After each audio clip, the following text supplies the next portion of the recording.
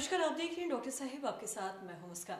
दर्शकों, हम कई बार ऐसा देखते हैं कि बच्चे जब पैदा लेते हैं तो वो रोते नहीं हैं और ये कहीं ना कहीं आगे जाके एक बड़ी बीमारी का रूप ले लेता है। कई बार हम ऐसा भी देखते हैं कि बच्चा विकलांग हो जाता है या बच्चे को बोलने में दिक्कत आने लगती है। बहुत सारी दिक्कतें आ सकती है इससे, और जिससे हम खास बातचीत करेंगे और ये भी जानेंगे कि सीपी बीमारी क्या है। और इस पे खास बातचीत करने के लिए आज हमारे साथ मौजूद है डॉक्टर समीक्षा शर्मा।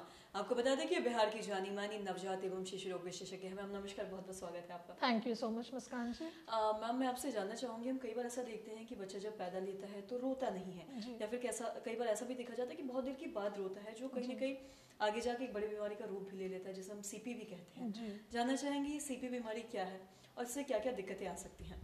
जी देखिए, बच्चे रोते नहीं हैं, बहुत बार उसके कई कारण होते हैं। सबसे पहले तो बच्चा ऑब्स्ट्रक्टेड लेबर, जब माँ बच्चे प्रसव के दौरान बच्चा अटक के रह जाता है, उस वजह से काफ़ी देर बच्चा माँ के पेट के अंदर रह जाता है, या गांव में या कहीं डिलीवरी हो रही है और पता नहीं चला, बहुत देर बच्चे अंदर रह गए, बच्चा सांस नहीं ले पा रहा है, या बच्चा अम्बिलिकल कॉर्ड से उसका गला फंस गया है, गले के चारों ओर अम्बिलिकल कॉर्ड फंस गया है, उस वजह से बच्चा जब निकलते हैं तो ये लोग रो नहीं पाते हैं।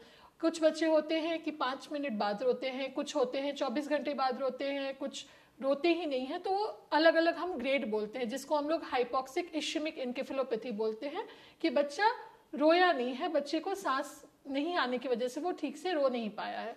वही ऐसे बच्चे आगे चल के सेरेब्रल पाल्सी में डेवलप कर जाते हैं। ये 3 तरह के होते हैं, जैसे हम लोग उसे बोलते हैं HI 1, 2 और 3। जो बच्चे 5 मिनट बाद रो लिए उन्हें हम 1 में बोलते हैं, जिन्हें झटका आ गया उन्हें हम 2 में बोलते हैं, और उसको आगे जो कि 24 घंटे के बाद भी नहीं रोए हैं उन्हें हम 3 में कंसिडर करते हैं। ये ऐसे बच्चे आगे चल के सेरेब्रल पाल्सी डेवलप करते हैं। जो बच्चों को माँ हमेशा कंप्लेन लेके आती हैं कि बच्चा मेरा चल नहीं रहा है, बच्चा मेरा बोल नहीं रहा है, बच्चे को सुनाई नहीं दे रहा है, बुल नहीं रहा है, इस तरह बोल के आते हैं, उनको हम देखते हैं कि आगे, और वो ऐसे बच्चे को आप देखोगे उनका शरीर बहुत टाइट है, हाथ पैर नहीं मोड़ रहा है, मुंह से लगातार थूक निकल रहा है, लगातार सलाइवेशन हो रहा है, इस तरह का कंप्लेन हो रहा है, बच्चे का सर बहुत पतला है, मतलब बहुत वेरियस कॉम्प्लिकेशन लेके आते हैं। तो ये बच्चे सेरेब्रल पाल्सी की तरफ जा रहे होते हैं। काफ़ी बच्चे आप देखोगे झटके के साथ आ रहे हैं, बच्चा झटका हो रहा है। तो इनको हम लोग एडवाइस देते हैं कि अगर बच्चा आपका रोया नहीं है और सेरेब्रल पाल्सी हो रहा है, तो एक तो आप रेगुलर फॉलोअप में रहो। जो टाइटनिंग हो रहा है लिम्स का, जो रिजिडिटी है, स्पास्टिसिटी है, उसके लिए आपको फिजियोथेरेपी बहुत इंपॉर्टेंट है। आप फिजियोथेरेपी रेगुलरली कराओ।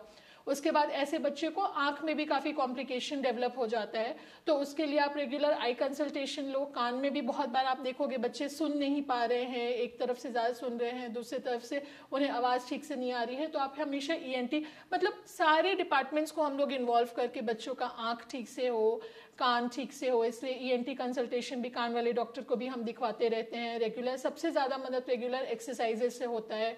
सिम्टोमेटिक ट्रीटमेंट देते हैं अगर बच्चा को झटका आ रहा है, क्योंकि मोस्ट कॉमन इसमें बच्चों को CP में झटके आते रहते हैं, उन्हें हम लोग एंटी एपिलेप्टिक्स देते हैं। तो इस तरह हम लोग उनको सिम्टोमेटिक मैनेजमेंट कर सकते हैं। पर जो मेन प्रॉब्लम है, जो बच्चा रोया नहीं है, उसमें हम बहुत ज़्यादा मदद नहीं हो पाती है। अगर CT स्कैन हम बोलते हैं उन्हें, आप CT स्कैन करा लो, अगर CT स्कैन में आ गया कि इश्कीमिया हो गया है और वो आगे चल के जो न्यूरल डिजेनरेशन की तरफ जा रहा है, तो बहुत ज़्यादा मदद नहीं हो पाती है। पर जो कि सिम्टोमेटिक ट्रीटमेंट है वो हम देते हैं। तो मैं एडवाइस यही करूँगी कि आप इनिशियली ही अपना गाँव में या फिर क्वैक के या फिर मतलब कि अच्छे जगह डिलीवरी कराओ। अब तो गवर्नमेंट भी इतना सपोर्ट कर रही है, गवर्नमेंट हॉस्पिटल में भी फैसिलिटीज़ है, तो आप हमेशा रेगुलर फॉलोअप में रहो अपने गायनेकोलॉजिस्ट से। कुछ भी प्रॉब्लम है तो आप तुरंत एडमिट हो जाओ, अपने डिलीवरी सही टाइम पे करवाओ, उसको डिले मत करो आप। मैम, बहुत बहुत शुक्रिया तमाम जानकारी देने के लिए। तो आशा करते हैं दर्शकों कि आप ये समझ पाए होंगे कि अगर बच्चा पैदा लेता है, अगर नहीं रोता है या फिर लेट से रोता है, तो ये किस बीमारी का लक्षण है और इससे क्या क्या बच्चों में हो सकती है, क्या क्या दिक्कतें आ सकती हैं। तो आशा करते हैं दर्शकों की जो तमाम जानकारी है आपके लिए लाभदायक रही हो। तो आज की इस वीडियो में इतना ही। अगर आपने अब तक हमारे चैनल को सब्सक्राइब नहीं किया तो तुरंत कर ले, साथ ही हमारे फेसबुक पेज को लाइक करें। वीडियो देखने के लिए आपका धन्यवाद।